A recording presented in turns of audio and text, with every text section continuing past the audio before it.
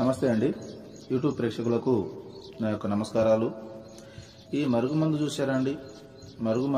మరుగుమందులో రెండు రకాలు ఉంటాయి.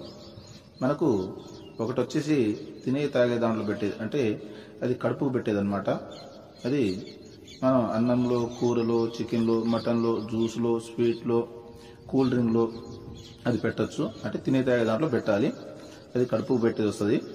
ఇక రెండోది మనకు బట్టలకు, చెప్పులకు, తలకు, వంటికి ఏదో ఒక భాగాన పూసే మరుగుమందు వస్తుంది అనమాట.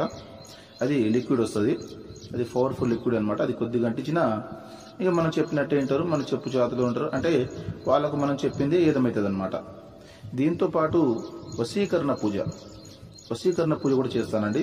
చాలా సంవత్సరాల నుంచి చెడిపోయిన భార్యాభర్తలు కానీ, ప్రేమికులు కానీ, పిల్లలు కానీ, ఎవరైనా కానీ చాలా సంవత్సరాల నుంచి చెడిపోయిన వాళ్ళని పీర్ల ద్వారా, వాళ్ళ ఫోటోల ద్వారా నేను వశీకరణ పూజ చేస్తాను.